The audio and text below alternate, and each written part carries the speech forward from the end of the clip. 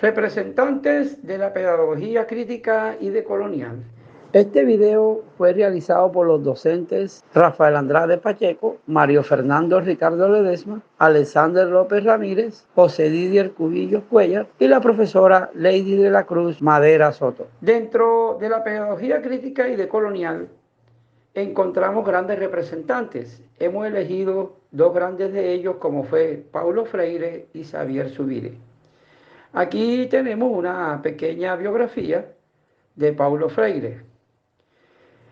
El educador se considera como la autoridad que determina qué es válido y qué no lo es, y tiene el poder de definir cómo son las cosas o las situaciones. El educador asume el papel de depositar el conocimiento en el educando como si éste fuera un receptor pasivo de información. Berenice 2018. En esta situación vemos que el educador se considera como un dictador. Es el que tiene la palabra, es el que tiene el conocimiento, y el estudiante es un ente pasivo que lo que hace es solamente consignarlo, depositarlo, pero no se convierte en un ente reflexivo o crítico. La característica fundamental de la educación bancaria es que concibe la educación como un proceso de transferencia y transmisión de conocimiento, datos o ideas, de manera unidireccional. En este enfoque se ve la educación como un acto de depositar información en el educando sin que exista un espacio para la reflexión crítica o el análisis profundo. Berenice 2018. ¿Qué es la educación bancaria?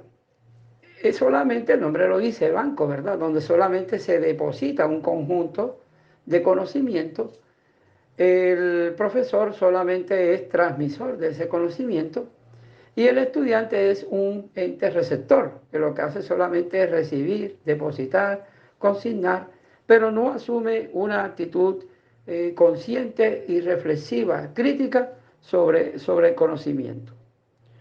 El objetivo de la pedagogía crítica es transformar el sistema educativo, entendiendo que éste tiene un impacto significativo en la sociedad en su conjunto y se busca promover cambios y mejoras en la educación que puedan tener un efecto dominó en la sociedad, generando un impacto positivo en diferentes ámbitos y estructuras sociales. Berenice 2018.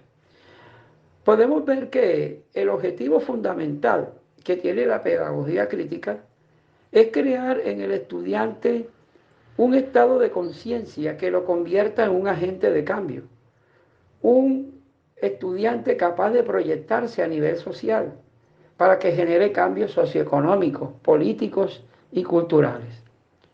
La importancia de la pedagogía crítica en la búsqueda de un conocimiento que sea analizado y auténtico, en contraposición a la mera acumulación de información, se enfatiza la necesidad de un conocimiento que sea relevante y pertinente para la transformación de la sociedad. Acá presentamos ahora una biografía de Xavier Zubiri. Acá el autor niño en el año 2004, al revisar los contextos críticos de la educación en América Latina, se hace evidente la magnitud de las dificultades y complejidades que enfrenta. Sin embargo, advierte que no se trata únicamente de contar con suficientes recursos presupuestarios, reformas legales pertinentes, nuevos modelos de gestión institucional o mejoras en la profesionalización docente. Aunque todas estas iniciativas son valiosas y necesarias, el texto sugiere que no puedan ser consideradas como soluciones definitivas. Es decir, no nos podemos quedar solamente con la teoría, con las diferentes reformas educativas, con los diferentes modelos de la escuela. Todo eso es pertinente, pero ¿qué es lo eficaz?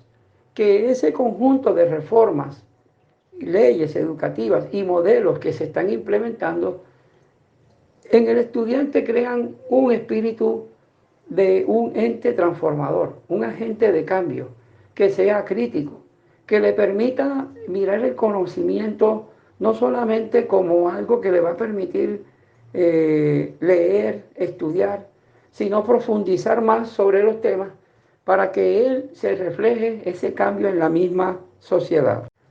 La importancia de la contribución de Xavier Zubiri, especialmente a través de su pensamiento antropológico en el contexto latinoamericano, se menciona en su obra que tiene el papel significativo y puede integrarse en corrientes de pensamientos activas en América Latina.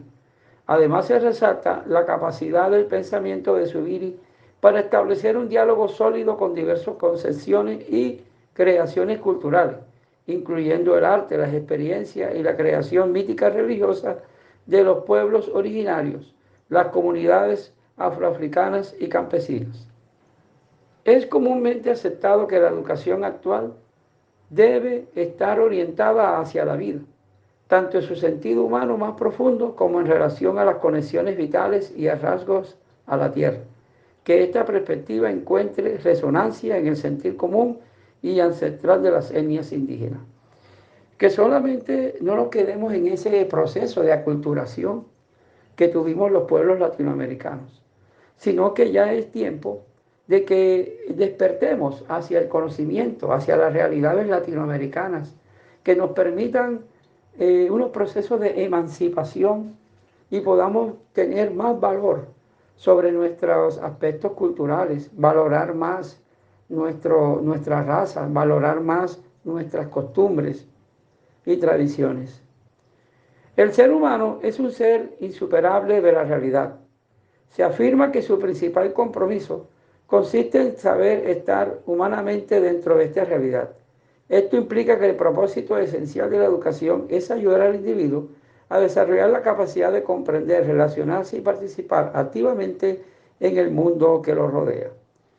Indudablemente, el estudiante de hoy, en la actualidad, debe ser un estudiante que busque el progreso, que le permita desarrollar la capacidad de comprender, entender los fenómenos políticos, sociales, culturales, y este a su vez se proyecte hacia las sociedades, convirtiéndose en un agente transformador de cambio.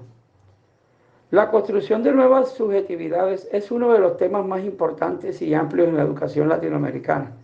Esto abarca desde las políticas y objetivos que deben impulsar y orientar la educación hasta las formas de utilizar recursos y tecnologías modernas o desarrollar nuevos modelos de intervención pedagógica.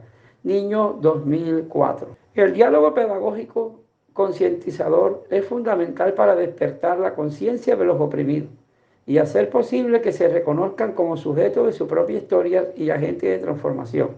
Se destaca que el ser humano es una realidad propia y que su condición de persona está intrínsecamente ligada a las relaciones intersubjetivas. Es decir, cómo la educación debe permitirle al ser humano tener una identificación propia que le permita valorarse y así también valorar todo lo que son la parte cultural, nuestros propios valores, que le permitan proyectarse a nivel social. Muchas gracias.